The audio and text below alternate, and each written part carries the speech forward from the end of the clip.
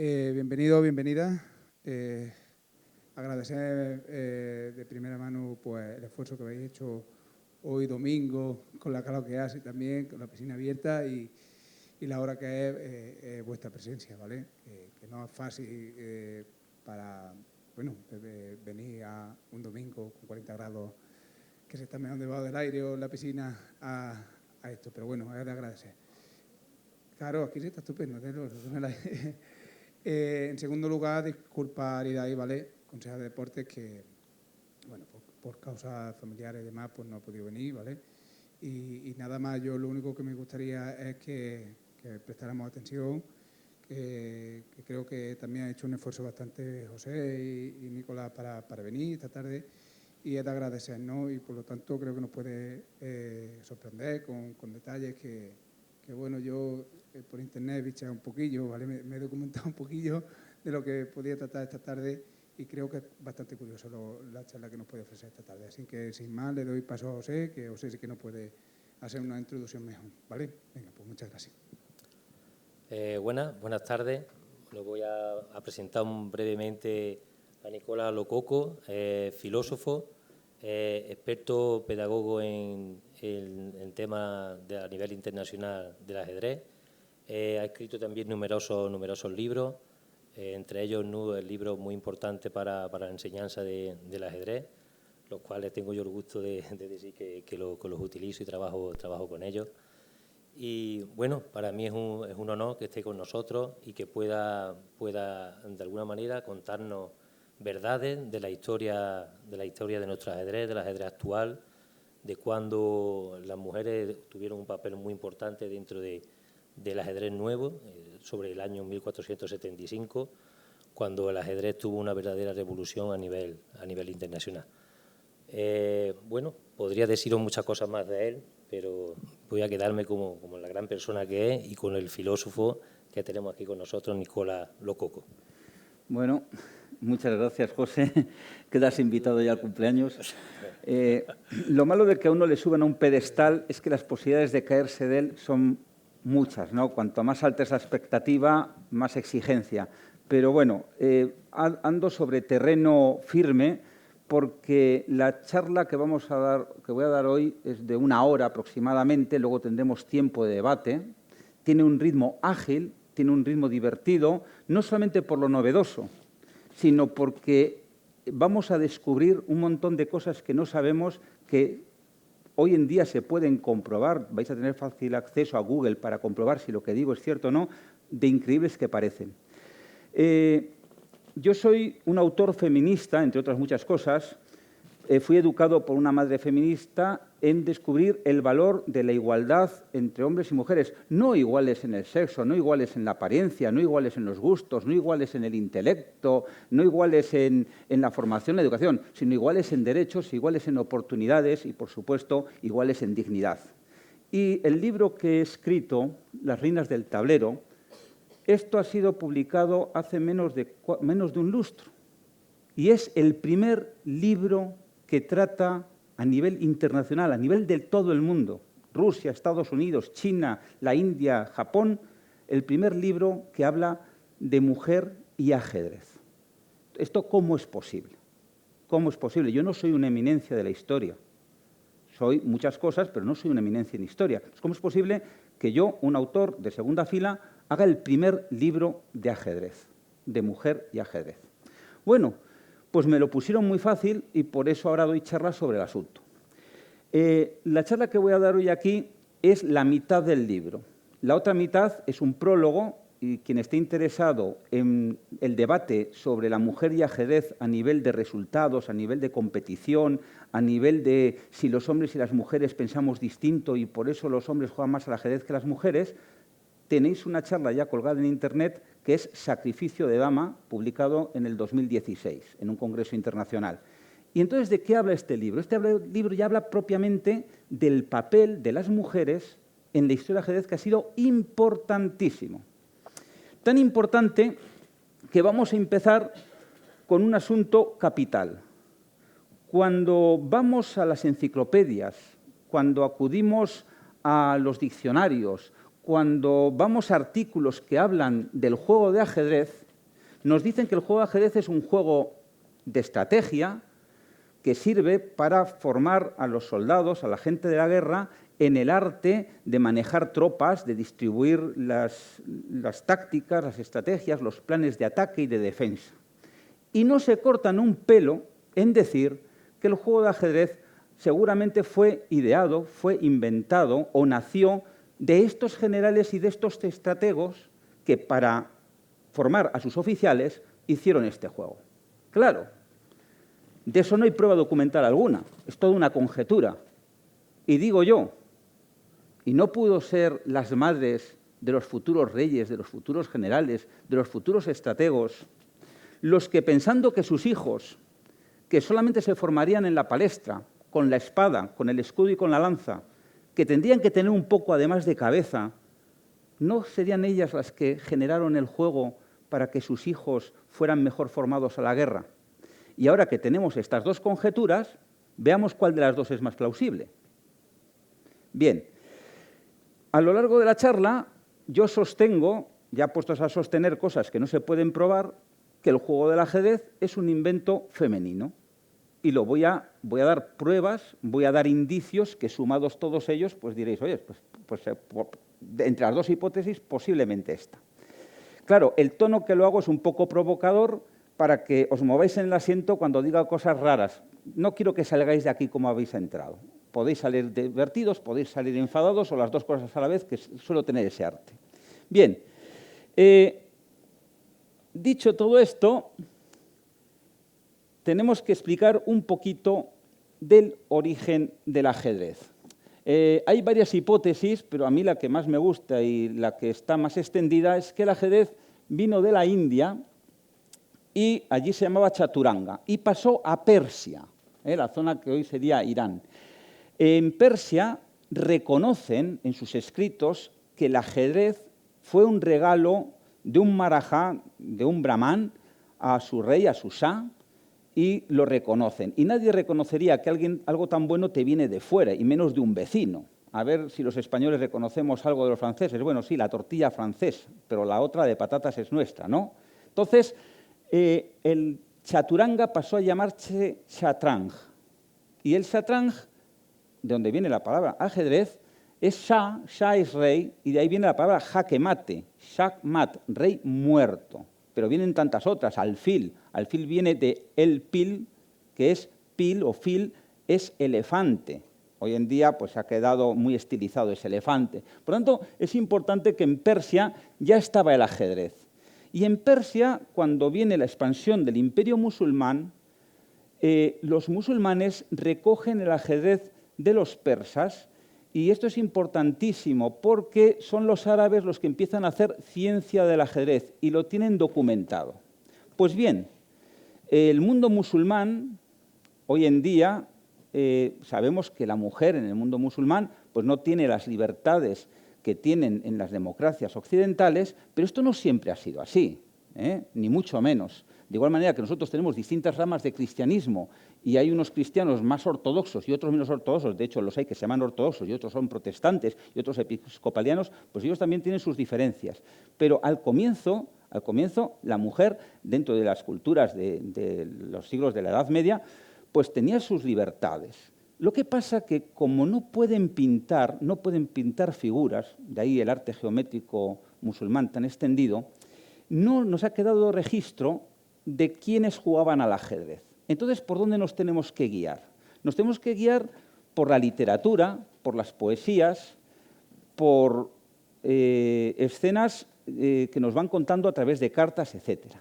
Pues bien, resulta que el primer problema de ajedrez, el primero del que se tiene constancia, es un problema atribuido a una doncella, a una esclava, a una sirvienta, a una cortesana, podemos decir cualquier palabra, llamada Dilaram.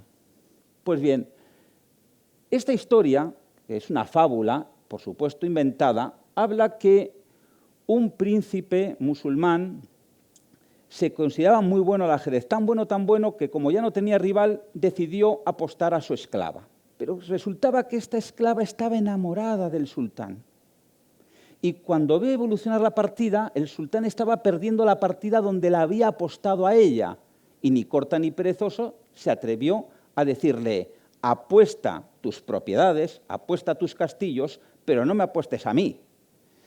Y eso ocurrió en esta posición donde la situación pues, no está muy bien. Fijaros que el rey blanco está rodeado de las piezas negras. ¿De acuerdo? Es la única parte que hay que saber de ajedrez. Pues bueno, sacrificando la torre, hay maten dos. Esto lo entendió el sultán, sacrificó las torres y ganó la partida. Y en reconocimiento se casó con su esclava, con su doncella, con su sierva, lo que queráis, con Dilaram. Y claro, aquí ahora alguien me dirá: Nicola, estás haciendo trampa. Yo vengo del mundo de la literatura y a esto en literatura se le llama contrapunto. ¿Contrapunto qué es?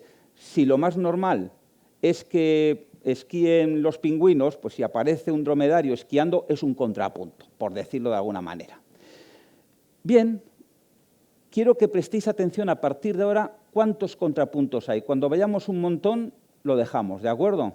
Entonces, vale, el primer problema de ajedrez del que existe testimonio escrito con su fábula detrás se atribuye a una mujer. Vamos a darlo por un contrapunto literario. Lo que ocurre es que los musulmanes escribieron muchísimo y de ellos nos ha llegado muchísimos cuentos. Antes de los hermanos Grimm, la mayor parte de los cuentos nos vienen, pues eso, Sinbad del Manicero, del libro de las 1001 noches, con 1001 cuentos, donde Sherezade, para evitar que un asesino que la va a matar la mate, pues le tiene entretenido con un cuento noche tras noche y de ahí viene el tema de las 1001 noches. Bueno, pues de esas 1001 cuentos, 3 consecutivos están dedicados al ajedrez. ¿Y qué es lo que nos cuentan estos 3 cuentos? Nos cuenta que una joven muy guapa juega al ajedrez por dinero. Y un jovenzuelo ricachón por allí, que sabía jugar al ajedrez pero estaba enamorado de ella, para poder estar con ella jugando partidas y pasar así las tardes, no le importó gastarse toda su fortuna con ella, pero es que se la gastaba de verdad porque le ganaba una partida tras otra, una partida tras otra, una partida tras otra.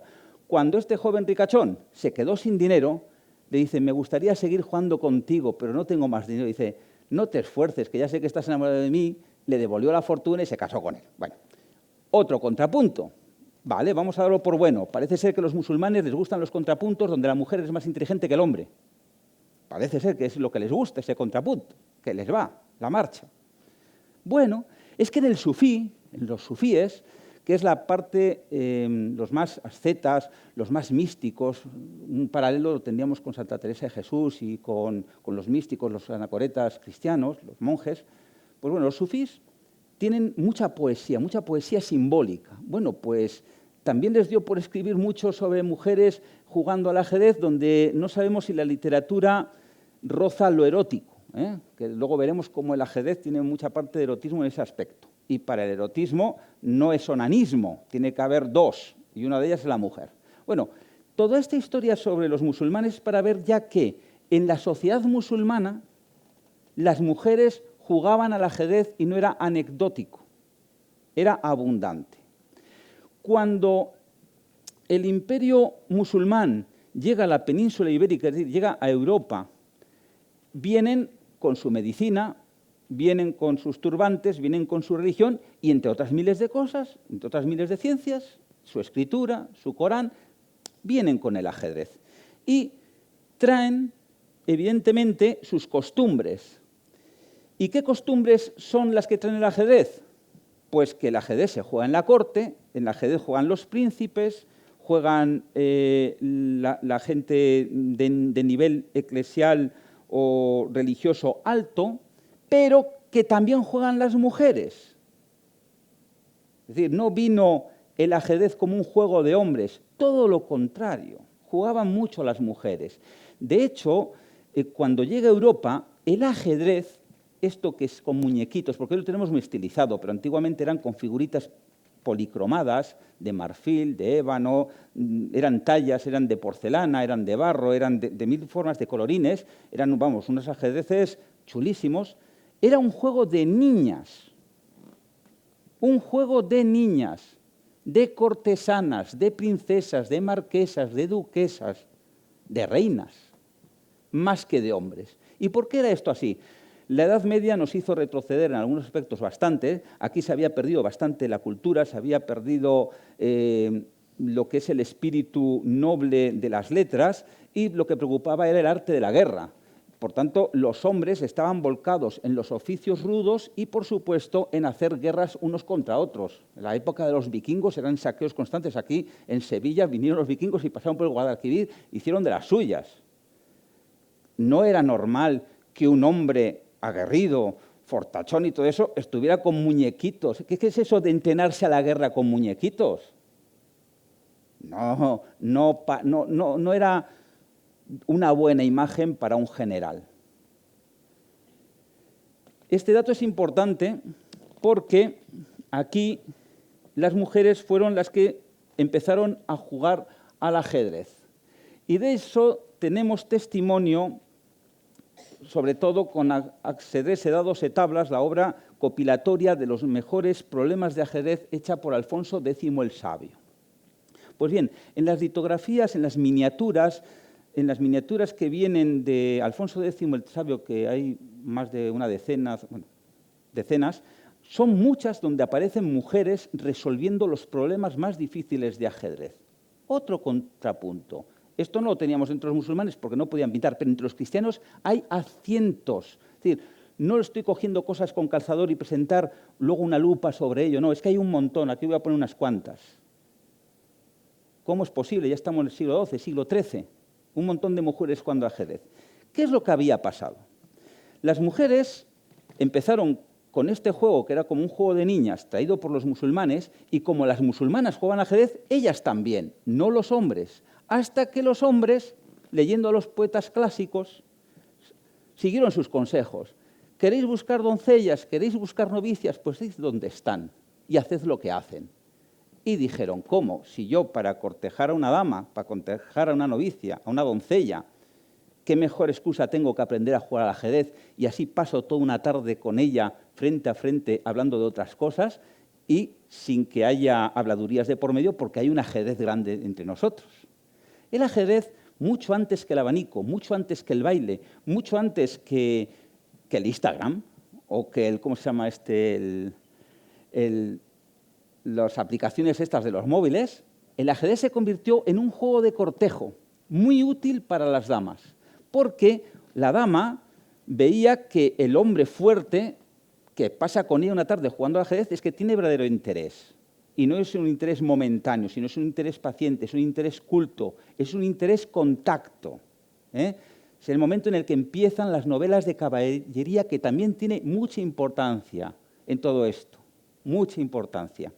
Porque es cuando viene una sublimación de la dama a la que hay que tener respeto, a la que hay que cortejar, a la que hay que defender, a la que hay que tratar bien, y la que es el espíritu que guía al caballero en todas sus batallas. Y todo esto viene propiciado en parte por los sufíes y por el amor cortés. Y veréis cómo lo vamos a ligar todo esto. Porque claro, estoy dando pinceladas sueltas que van cobrando relieve. Aquí tenéis, para que veáis que no era una anécdota, otro caso, esta es una estampa de Tristán y Isolda, donde están jugando al ajedrez mientras escapan para Islandia. Bueno, otro caso más, pero es que hay muchas, es decir, no me ha costado encontrarlas.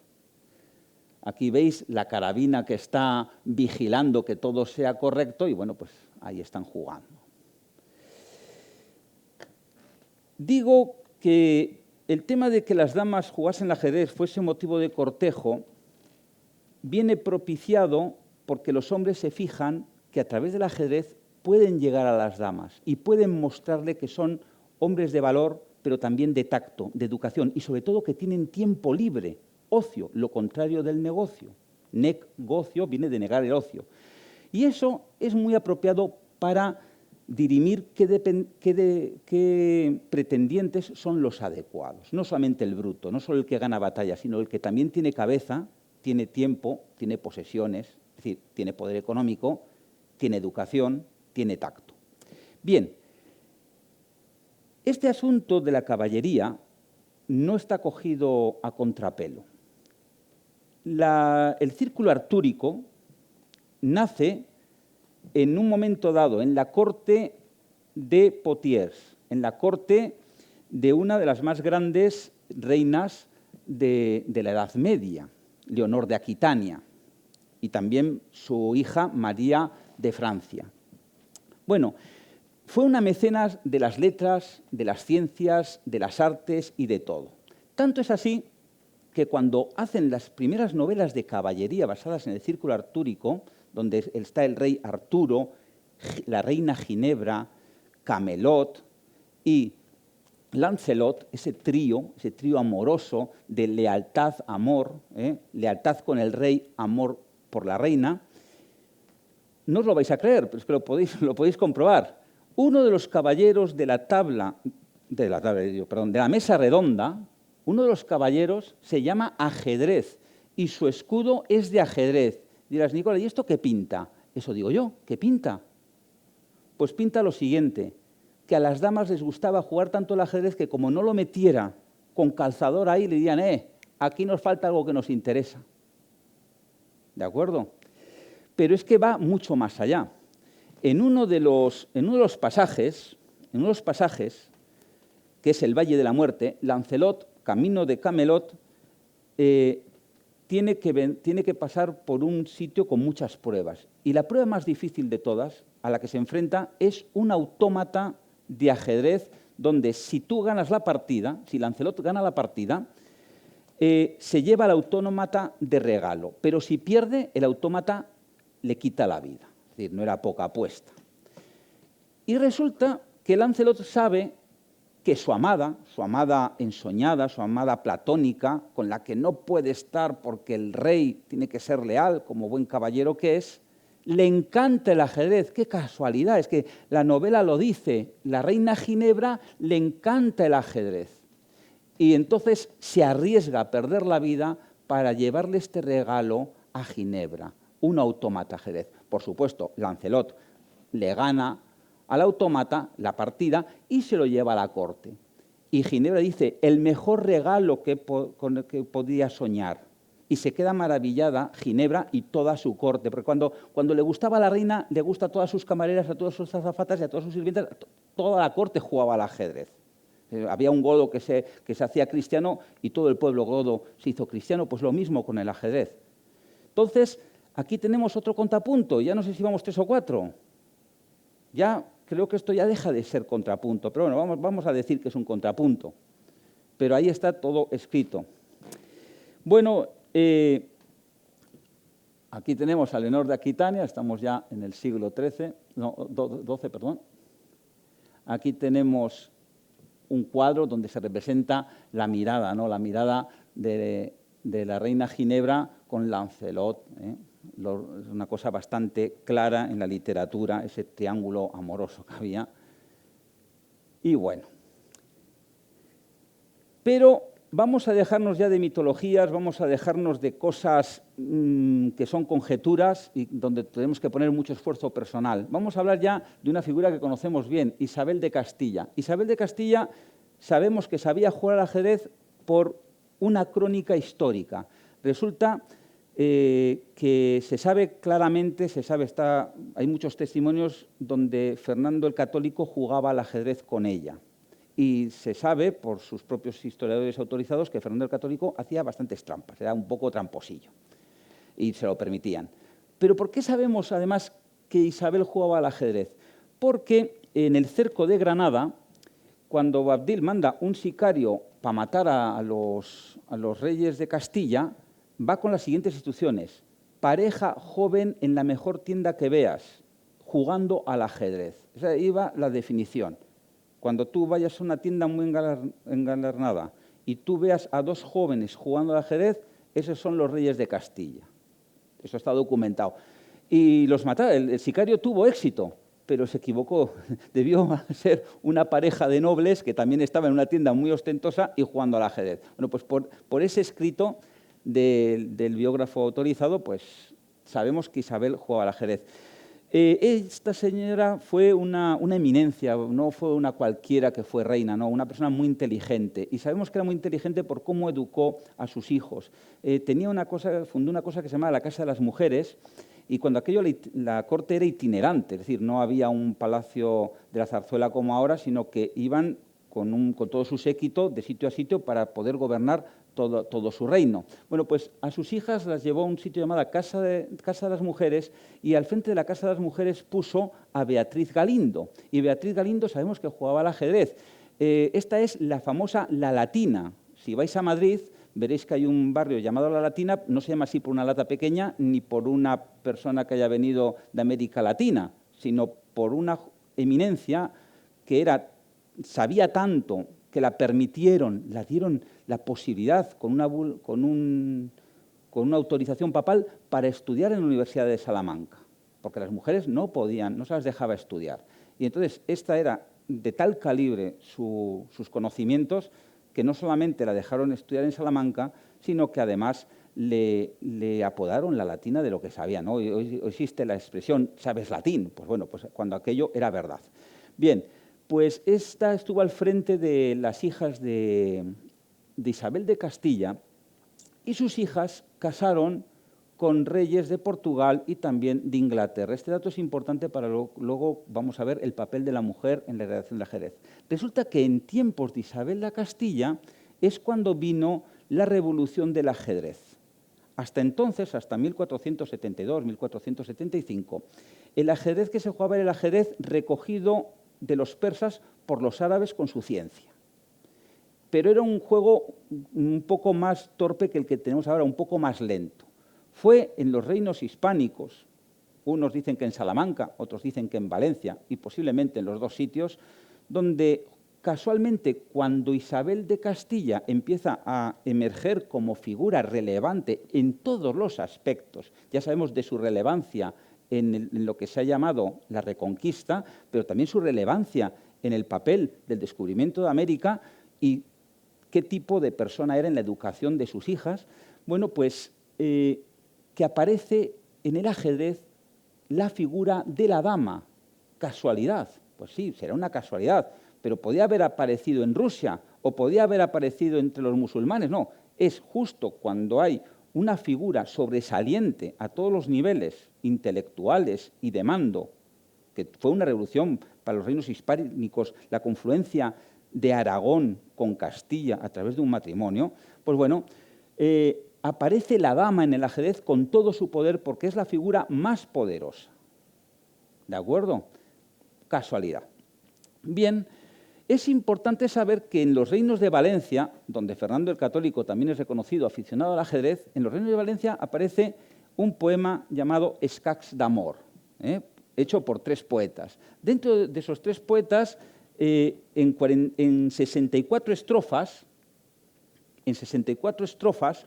explican las nuevas leyes del ajedrez, cómo mueve el alfil, cómo mueve el rey, y aparece la figura de la dama. Es importante esto porque de Valencia va a ser un personaje importante que luego va a salir, y va a tener su trascendencia, enorme trascendencia.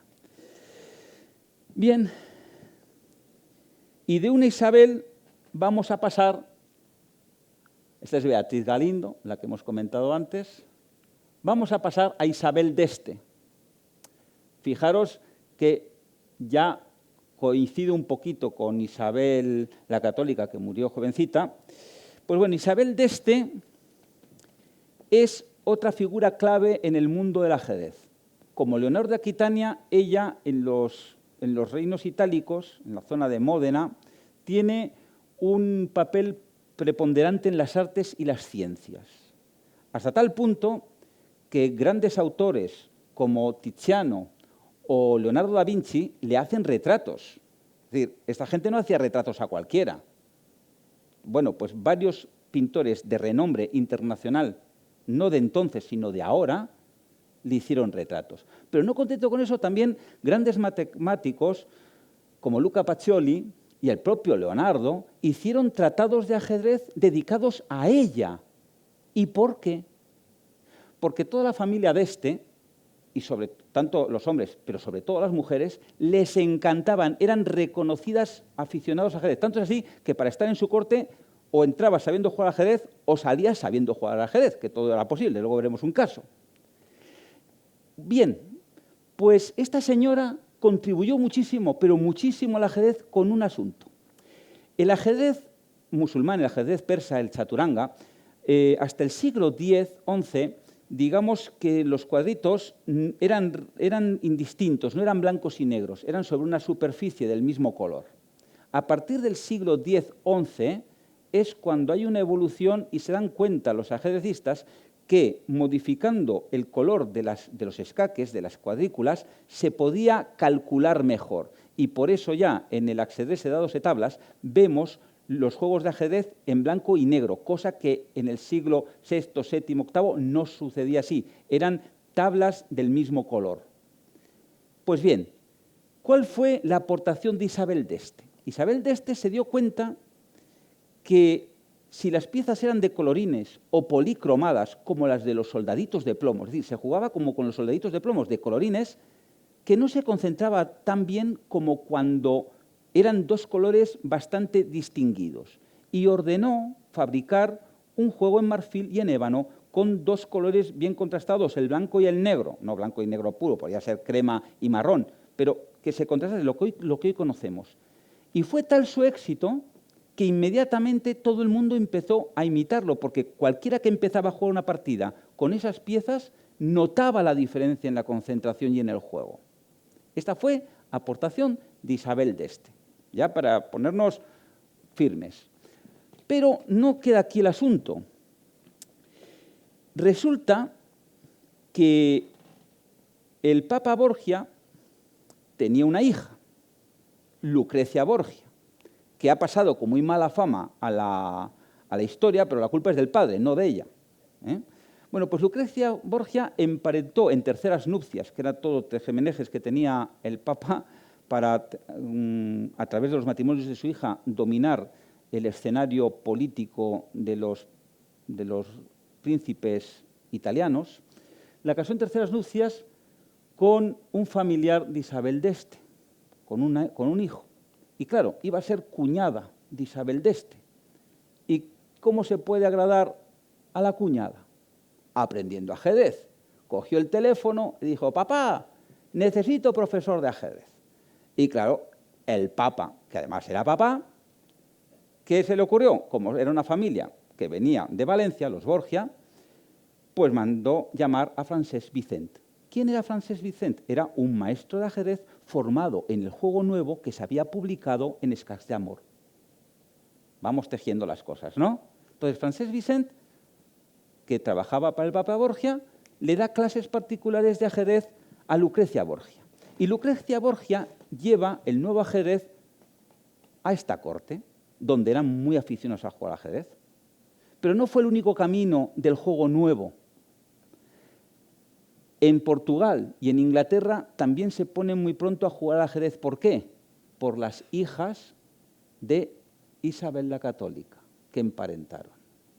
Y así nos podemos explicar cómo en una época en la que no había telégrafo, no había servicio postal, no había publicaciones en Internet, no había radio, no había televisión, el ajedrez en menos de 20 años, un juego que tenía ya más de 1000 años, en 20 se modificó por completo y en todos los países se comió el terreno, menos en algunos, se comió el terreno, el juego nuevo al juego viejo, en apenas 20 años. Y este dato es importante, por lo que luego vamos a ir viendo de lo que pasó con la mujer. En todo este trasunto de las mujeres yendo y viniendo, influenciando en el juego del ajedrez, aquí tenemos a Lucrecia Borgia, resulta que hay figuras de enorme prestigio. Una de ellas, os va a sorprender, es la patrona del ajedrez, que es Santa Teresa de Jesús. Santa Teresa de Jesús se le ha reconocido como patrona del ajedrez porque era una grandísima aficionada al juego y hizo muchísimo por su divulgación. ¿Qué es lo que hizo? Bueno, fundó 17 monasterios. Hoy en día asociamos el monasterio a un sitio donde se reza y son muy piadosos, ¿verdad? No, un monasterio de la Edad Media era un holding empresarial de primer orden. Es decir, allí había establos, allí había herrerías, había queserías, es decir, eran las fábricas del medioevo. Tener un convento cerca era dinamizar mucho la zona, tenían grandes espacios de cultivos, de recolecciones, de almacenes. Bueno, fundó 17 en vida. A ver cuántos de nosotros hemos fundado un club de ajedrez y lo que ha durado. Fundó una orden. Pues bien, ella a las novicias, a sus monjas, a sus seguidoras, las animaba a aprender el juego de ajedrez y ello quedó testimonio por escrito en la primera edición de su Camino de Perfección. En este libro dice cosas terribles, ¿no? Dice cosas como que, aunque nos esté prohibido jugar este juego, cuán bueno es que daremos jaque mate a nuestro Dios y no se nos escapará de entre las manos. Bueno, en la segunda edición, cuando ya tenía problemas con la Inquisición, como le pasó también a San Juan de la Cruz por sus textos, en la segunda edición estos párrafos desaparecieron. Hay 4 o 5 de ellos hablando del ajedrez muy bien. ¿Y cómo se rescató? Pues gracias a Góngora y a otros que, cuando ya pasó y se la reconoce ya como una santa, dicen, bueno, pues vamos a reincorporar estos textos y gracias a ellos los tenemos, los podéis encontrar en Google. Bueno, pues Santa Teresa de Jesús es otra, pero es que un poquito antes hemos visto el caso, que luego veremos el asunto, que es Sofonisba Anguísola. Esta era una gran pintora de la Edad Media. Sus cuadros los tenemos hoy en las mejores pinacotecas del mundo, pero no solamente tenemos los cuadros certificados que ella los pintó, es que tenemos cuadros atribuidos a pintores famosos que se va descubriendo que eran de ella.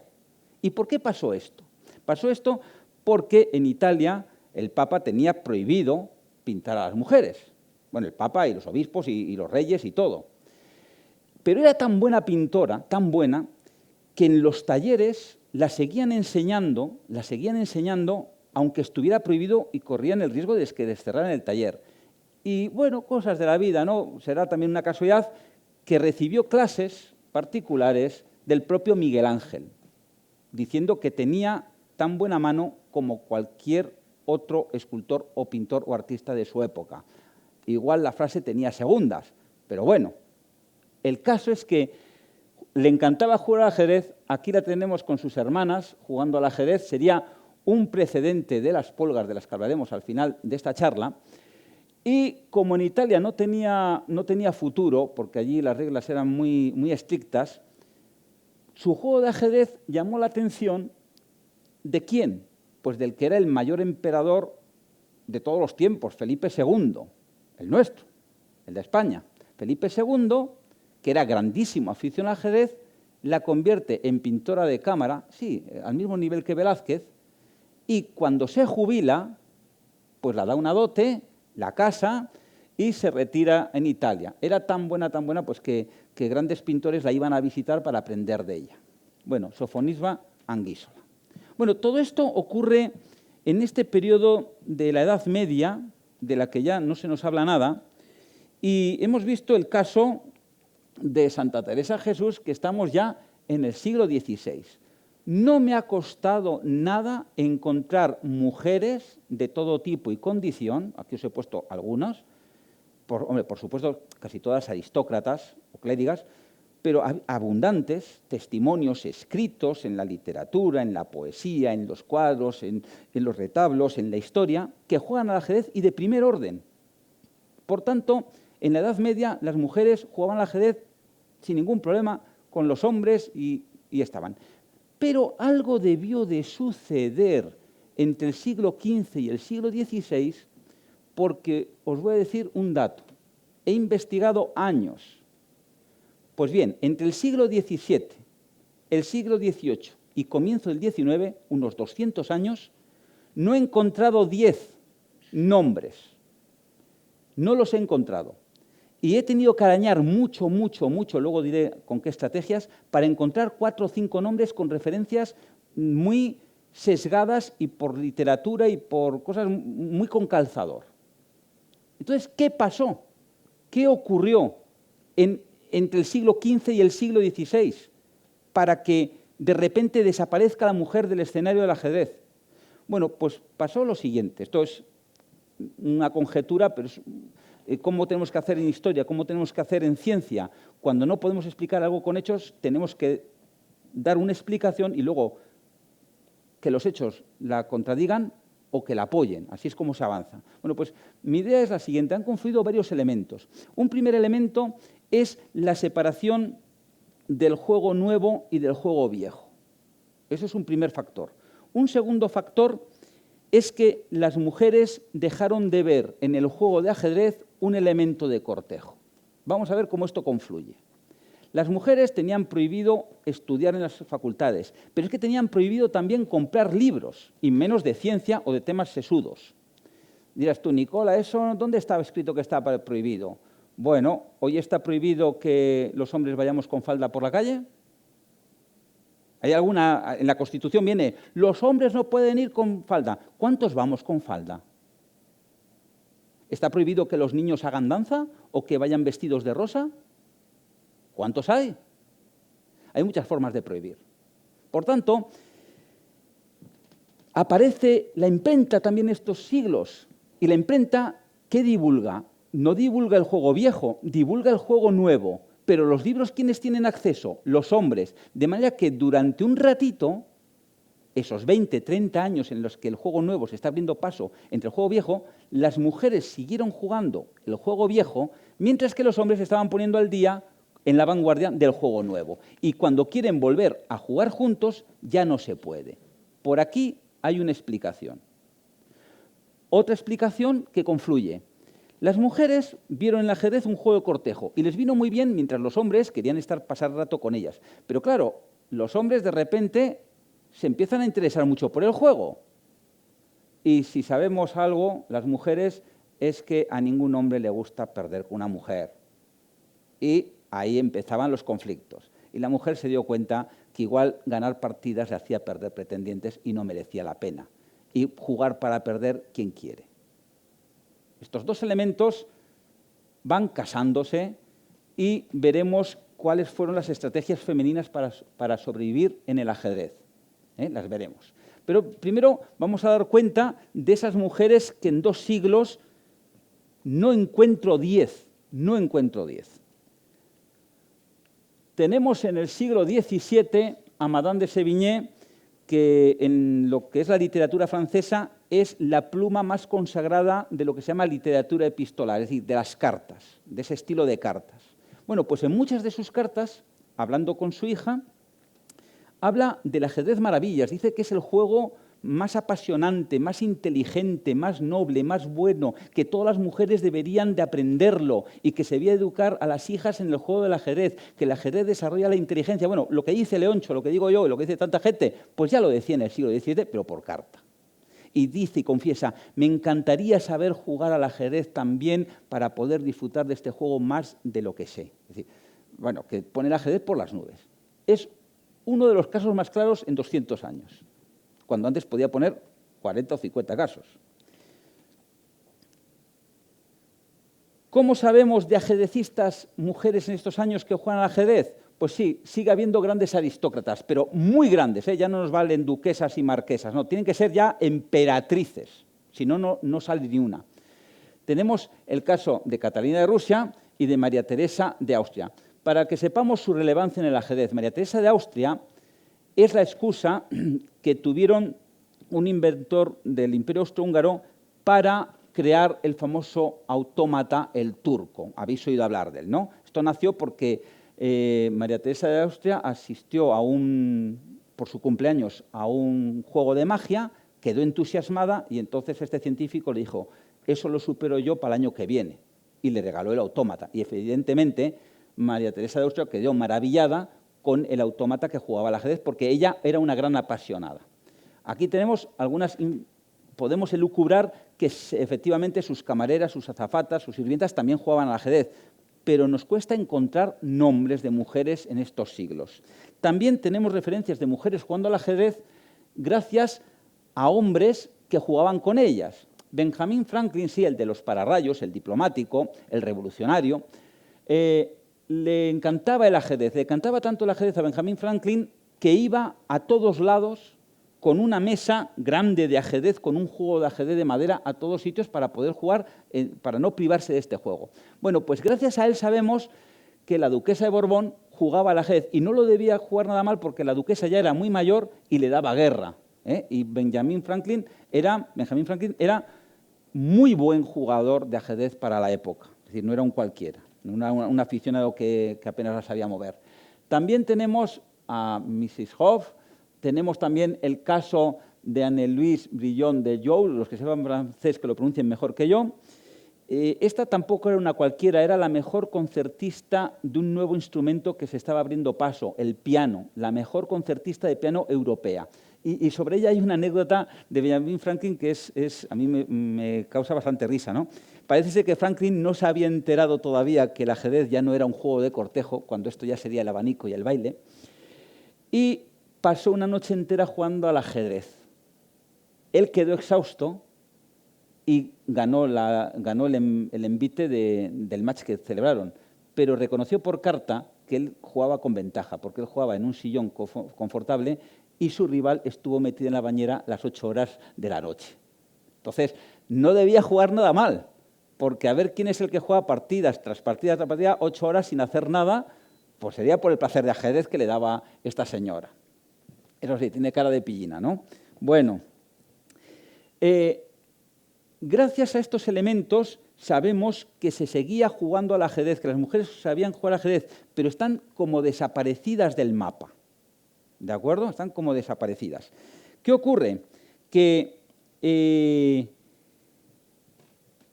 en estos momentos las mujeres tuvieron que hacer estrategias distintas para poder volver al terreno. Hablamos del siglo XIX. Y las estrategias que siguen son las siguientes. Una, no enfrentarse al hombre directamente, es decir, no en torneos, porque tenían prohibido participar en torneos. Eso sí está demostrado. Lo hicieron a través de cartas, es decir, el ajedrez postal. Lo hicieron publicando problemas, de composiciones de problemas de mates en 2, de mates en 4, de mates en 15, en revistas especializadas. Y lo hicieron, ¿cómo? ¿Que no me dejas ir al club de ajedrez? Pues fundo el ajedrez en mi casa. Que así han nacido varias federaciones y varios de los mejores clubes del mundo aún hoy. Porque las mujeres, como no las dejaban jugar en las cafeterías ni en los clubes, fundaron los clubes de ajedrez en casa. Bueno, en esta trayectoria vamos a poner algunos casos simplemente para hablar, para que veáis que no son invenciones. Aquí tenemos el tema de la diosa Caisa, donde se hace un mito, ya en la época de la Ilustración, se hace un mito para demostrar que el ajedrez es un invento de mujeres. No se lo atribuyeron a Zeus, ni a Júpiter, ni a Thor, ni a Odín. No, se lo atribuyen a Caisa, una diosa menor. Tenemos el caso de Amélie Paulsen. Si alguien sabe un poquito de ajedrez, el nombre Paulsen suena por los hermanos Paulsen. Tienen una variante en la siciliana, la variante Paulsen de la siciliana. Es decir, son gente muy conocida en el mundo del ajedrez.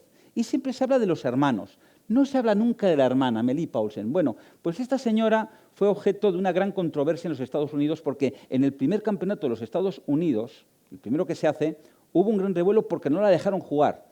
Y muchos periodistas salieron en su defensa y dijeron, es una vergüenza que el primer campeonato de los Estados Unidos, en un mundo libre, como de democrático, no se deje jugar a esta señora, que cualquier club la pondría como primer tablero de primer nivel. Esto, estamos hablando siglo XIX, ya estamos en plena modernidad, estamos en la era de los inventos, ha pasado la Ilustración y a una mujer se la prohíbe jugar al ajedrez. Y era buenísima. Hay un montón de casos, pero este es uno tremendo. Elizabeth Cady Stanton. Bueno, con esta señora tengo una anécdota personal. Dirás, Nicola, que tú no vivías cuando entonces. Bueno, ahora la digo. Esta señora es la madre del feminismo moderno. El primer congreso feminista que hay en los Estados Unidos, ella hace la carta de apertura, un poema de los sentimientos, es de ella. Y yo cuando estoy escribiendo sobre ella en ajedrez, digo, esto me suena. Y al principio pensaba que Stanton me sonaba a Stoughton. Digo, me suena por el jugador de ajedrez.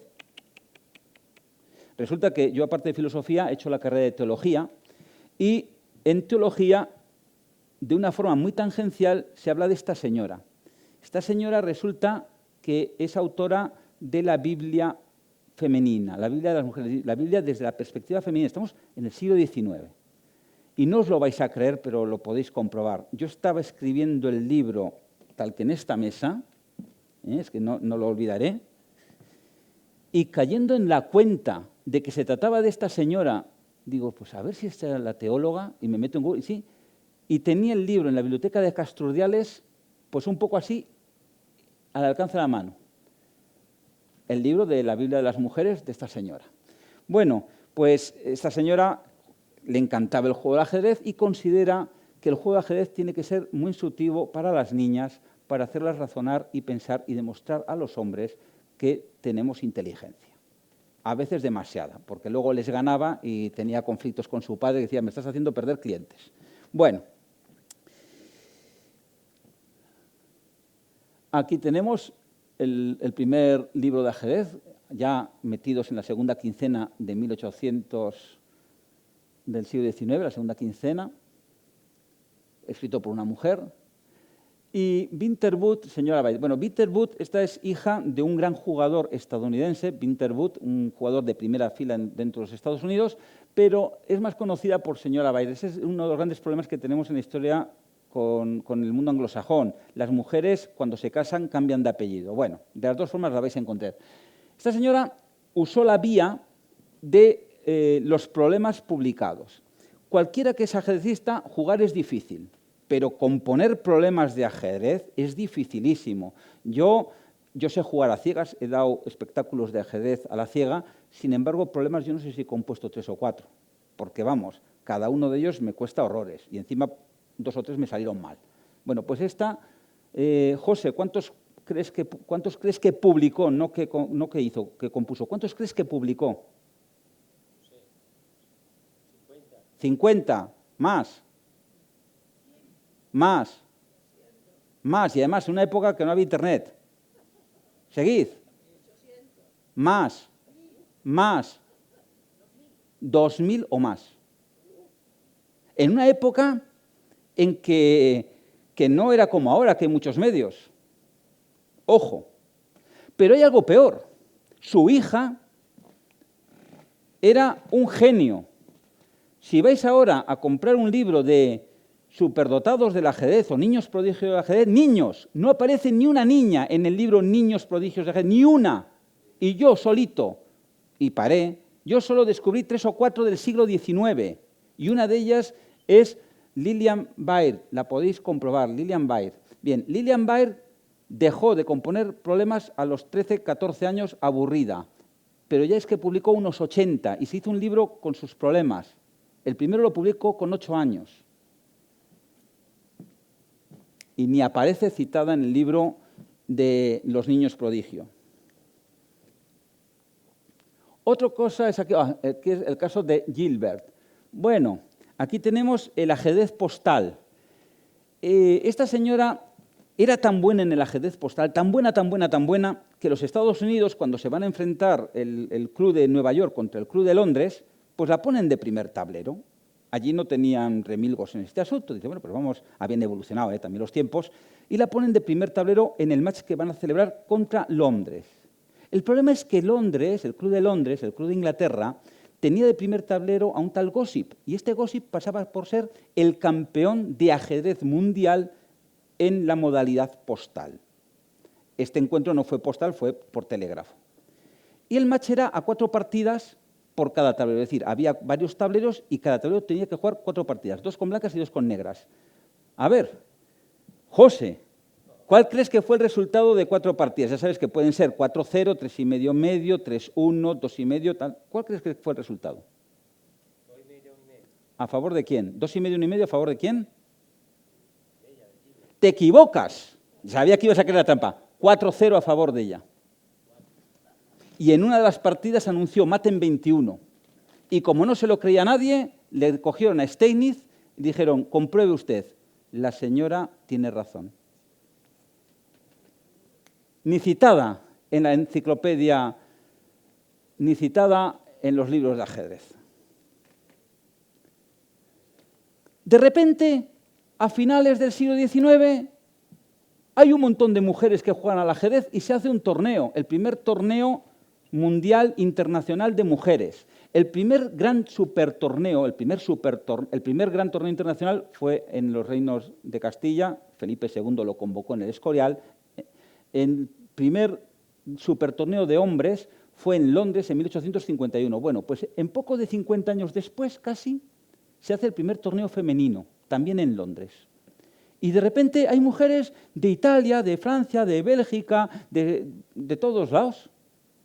¿Cómo es posible? ¿De dónde salieron? Si nos costaba contarlas con los dedos de las manos.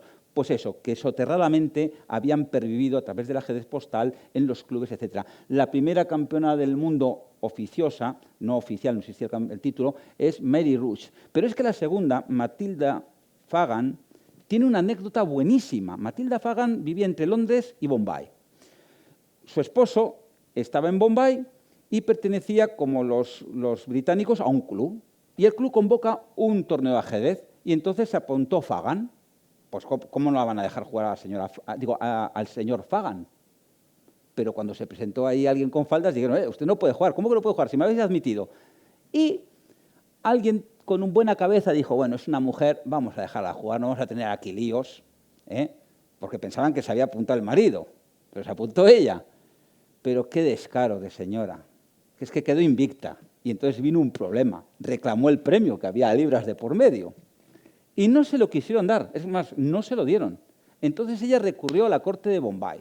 Y la Corte de Bombay dio la razón a la organización. Ella no podía jugar. Y ella recurrió entonces a la Corte Suprema, a la reina. Y ahí ya le dieron la razón y le tuvieron que desembolsar todos los costes y el premio. Matilda Fagan. Pero esto está ocurriendo a finales del XIX, en sociedades civilizadas. Para encontrar la primera mujer que gana un torneo absoluto de un país, no tenemos que ir muy lejos, nos vamos a Cuba. Y aquí está María Teresa Mora Iturralde, que es la primera jugadora que gana un torneo absoluto. Esto es en la década de los 20 en Cuba. Dirás, bueno, parece que es un país menor. No. Cuba siempre ha sido una potencia ajedrecística. No salió por allí solito Capablanca. Nació español, pero luego cubano. En Cuba se celebraron grandes matches por el Campeonato del Mundo de candidatos. Por allí han pasado grandes ajedrecistas. Hoy sigue siendo una buena escuadra, un buen equipo a nivel internacional. Entonces, que ganase el campeonato donde ha estado Capablanca, Capablanca se dignó, es de las pocas discípulos que tuvo, le dio clases. Bien, estamos ya concluyendo. Tenemos el caso Vera Menchik. Vera Menchik es la primera campeona del mundo de ajedrez femenino. Este título se inventa en 1927. Ya estamos bien metidos en el siglo XX. Pero era un portento.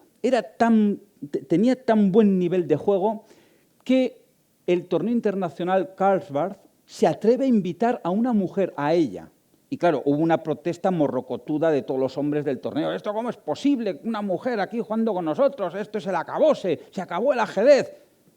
Y dijo la organización, no, es que es la campeona del mundo, no invitamos a cualquier mujer, es la campeona del mundo. Bueno, al final la organización la dejó jugar y un tipo que no merece la pena ser mencionado porque luego no pidió disculpas, si hubiera pedido disculpas lo mencionaría, este tipo dijo, bueno, pues dado que al final vamos a tener que jugar con una mujer, vamos a abrir un club. El club de los que pierdan con ella algún punto. Y lo que es la vida. El primero en ingresar en el club fue ese tipo. Ahora bien, si solamente fuera ese tipo, solo hablando de maestros internacionales y grandes maestros, José, te tocó. ¿Cuántos crees que ingresaron en ese club? No en ese torneo, sino a lo largo de la vida de Vera Menchik. Vera Menchik y su hermana, que también era maestra internacional, murieron en un bombardero de las V2 nazis en Londres, en 1944. Si no, vete a saber lo que hubiéramos tenido. 30, 40. Pues mira, vas bien, unos 46, no me acuerdo exactamente, más de 40. Y es que entre ellos están Rejewski, está Ewe, que fue campeón del mundo, está Kohl, el del sistema Kohl, está Ragosín, el de la apertura Ragosín. Es decir, hay gente de primera talla. Entonces, bueno, pues el tema de Vera Menchik, ¿no? Para que sepamos cómo estaban las cosas en los años 30. El club deshonroso Vera Menchik. Pero actrices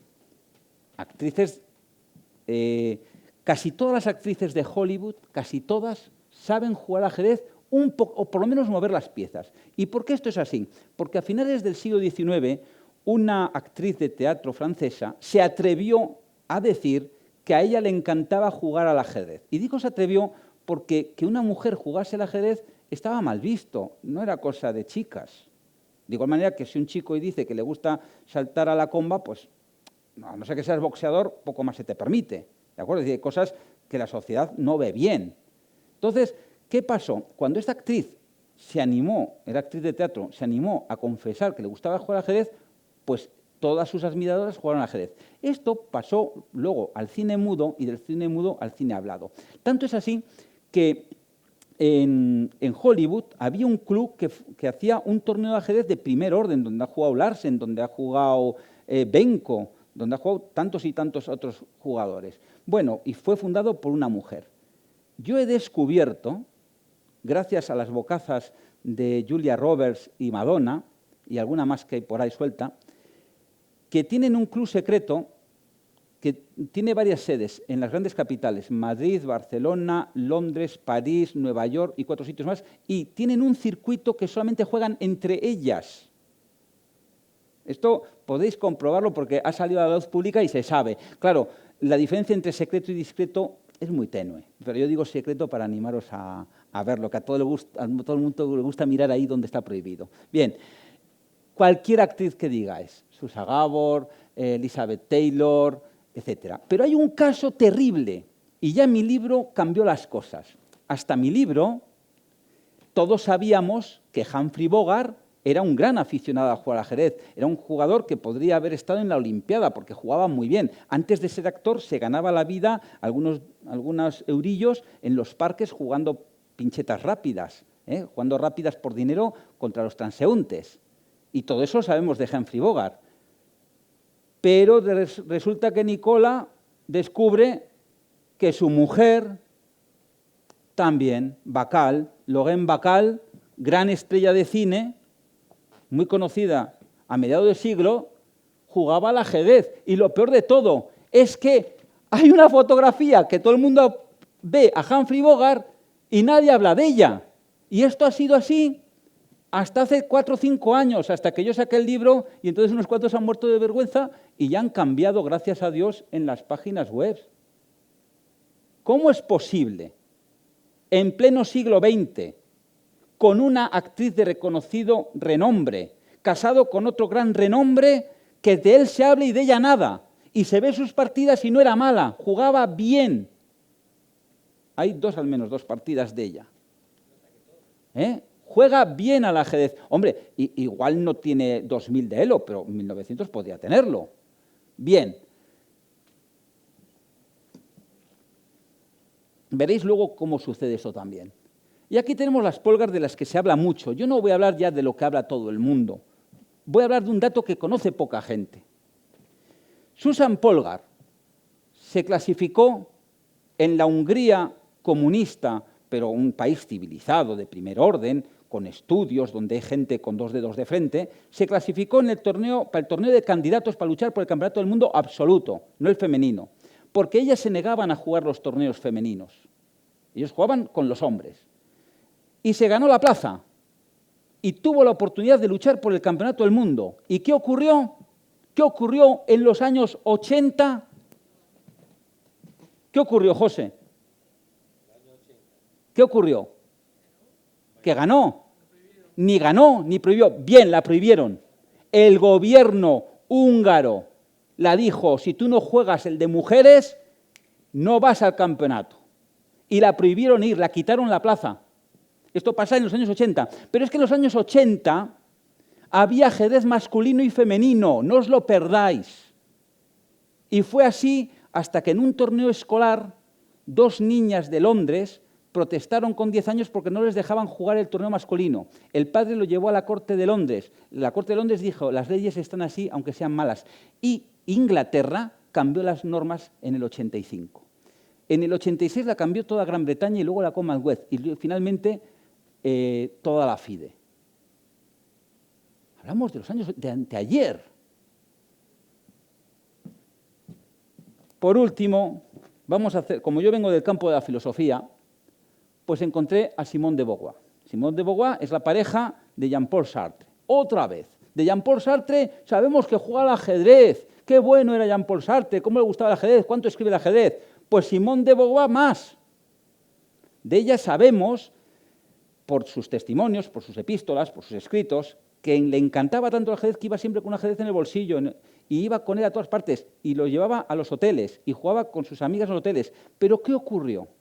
Ocurrió que cuando ella jugaba en público, con otras amigas, venían varones maleducados, porque más que varones son maleducados, a reírse de cómo jugaban, a mofarse de ellas, de lo que hacían, lo que dejaban de hacer, y al final decidieron retirarse a la alcoba. Otra vez, la misma estrategia femenina, apartarse de, retirarse de, no quiero conflictos. Y lo escribe.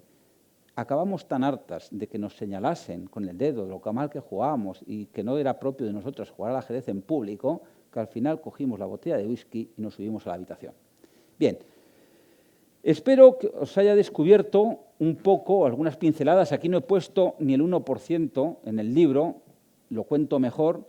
Espero que os haya entretenido, que os haya escandalizado, que os haya asombrado de la importancia de la mujer en el ajedrez. Y esto solamente es el aperitivo. Espero que haya gente que ahora se tome la molestia de coger esto un poco más en serio. Yo no soy historiador y se evidencie que si hoy las mujeres no juegan al ajedrez es porque han estado prohibido entrar en los clubes hasta comienzos del siglo XX.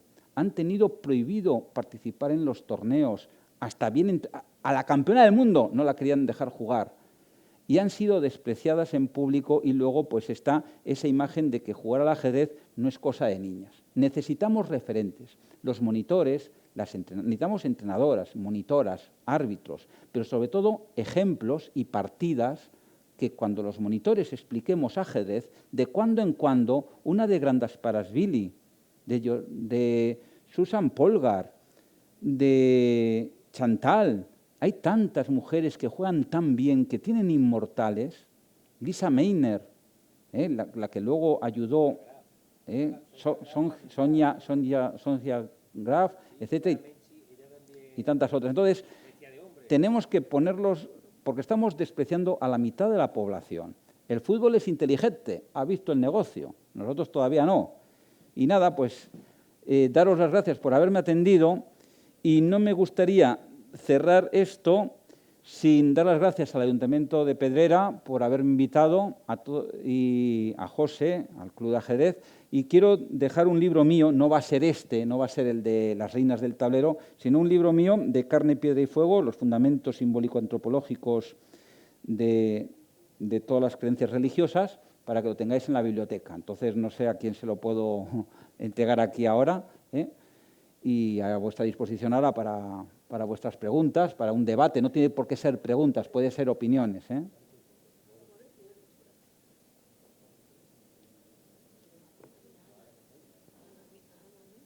Bueno, a ver, bueno, luego, entonces, ¿alguna pregunta, alguna cuestión?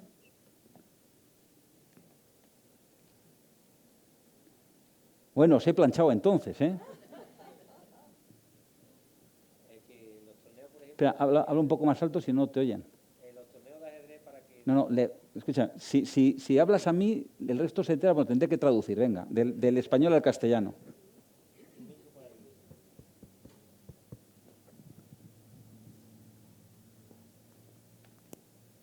Sí, se escucha, ¿no? Bueno, antes quería decir también que a Sonja Graf, yo creo que también se merece, hombre, una mención importante, porque Sonja Graf era de alguna manera era rival de Vera Menchis y jugaba en los torneos, pues iba vestida de hombre, se iba con un traje para que la dejaran jugar en los torneos. Y yo quería preguntarte que si ves bien que los torneos, que haya torneos de femenino y torneos en general, hoy en día, para promocionar el ajedrez femenino, si eso tú lo... La pregunta es si... ¿qué opino de los torneos femeninos? ¿No? Si bueno, bien que para promocionar, para que jueguen más mujeres al ajedrez, que se hagan juntos los torneos, o se... Bien, este tema es muy debatido y lo primero que tenemos que decir es, me parece también como que haya exámenes de matemáticas para chicas. Exactamente igual de bien. ¿Queremos fomentar el ajedrez femenino? Hay 1000 formas. Pongamos entrenadoras, pongamos árbitras. ¿Queremos fomentar el ajedrez femenino? Hagamos cursillos intensivos donde formemos a las chicas, pongámosles entrenadores o entrenadoras para que mejoren su juego. Establezcamos que en los equipos tenga que haber siempre una chica para romper ese techo de cristal. Porque claro, esto es una competición y en la competición queremos ganar. Y no le podemos pedir a un equipo que va a ir al Campeonato de España que ponga una chica si los demás equipos no ponen, cuando ahora las chicas, digamos, a nivel de masa, no tienen en el grupo el mismo nivel. Pero si tú pones que todos los equipos tiene que haber una chica, estás rompiendo la barrera. Es verdad que hay un contraargumento. Al final las chicas están en los mismos tableros y juegan entre ellas. Sí, pero en el equipo hay. Yo vengo de una edad en la que los telediarios eran todos presentados por hombres. ¿Soy el único que los ha visto? ¿Os acordáis de la figura del hombre del tiempo? ¿Cuándo los deportes solamente los presentaban hombres? Olga Aviza fue de las primeras. Y cuando todos los periodistas eran hombres, y hay economía. Yo me acuerdo incluso la primera mujer que habló de economía en la tele, Carmen Tomás, en Telecinco. Eran hitos. Entonces, necesitamos que se rompan esos techos de cristal para que una vez rotos ya no haya problemas. Allí donde se ha roto con cuotas el techo de cristal, luego ya no han hecho falta. En ingeniería, ahora hay muchas facultades de ingeniería donde hay más mujeres que hombres. Cuando vinieron la primera Gran Guerra, cuando no sabían que iba a haber 2 o 3, la primera Gran Guerra hizo que muchos soldados fueran al frente y de repente aparecieron mecánicas y choferes y secretarias, porque hoy la palabra secretaria parece que secretaria solamente, que no hay secretarios, no, es que antes eran secretarios, hasta la Primera Guerra Mundial. Cuando los hombres tuvieron que ir al frente y dejaron los huecos libres, de repente las mujeres sabían apretar tornillos y llamar por teléfono. Si no les damos, como sociedad, la oportunidad de demostrar lo que saben, aquí nunca. Pero no solamente ellas, los negros tampoco. Porque ¿cuántos negros hay astronautas? Me explico, es decir, o músicos. En la charla que explico, Sacrificio de Dama, hago que nos hagamos una pregunta. ¿Cuántas mujeres pintoras conocemos? ¿Cuántas mujeres filósofas conocemos? ¿Cuántas mujeres compositoras conocemos? Y el resultado es 0, 0, 0. Y de ahí se deduce 2 cosas. O somos especies distintas, la Homo sapiens sapiens y luego la Homo sapiens pareciens, es decir, que parece que saben, pero no. O aquí hay un problema cultural, social muy grave. Y los ajedrecistas nos hacemos debates que son falsos. Cuando la pregunta es tonta, la respuesta también lo suele ser. Es decir, cuando nos preguntamos ¿por qué hay pocas mujeres en el ajedrez? Hombre, esa pregunta tiene la categoría de un niño que con 5 años te pregunta ¿por qué los esclavos no se escapan? Bueno, pues al niño se la podemos consentir, pero académicos que hagan debates de eso, ¿por qué hay pocas mujeres en el ajedrez? ¿No será porque ha estado prohibido que participen? ¿No habrá sido porque se las ha mirado mal? ¿O se ha hablado mal de ellas? ¿O cuando los hombres pierden con una mujer, pues siglo XXI sigue ocurriendo cosas en los torneos? Entonces, yo soy partidario de los torneos femeninos en ese sentido, el mismo que las matemáticas. Otra cosa es hacer cosas para mujeres, que es distinto, para favorecerlas.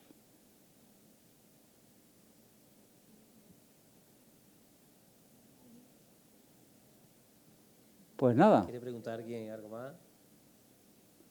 Pues nada, os lo he explicado todo.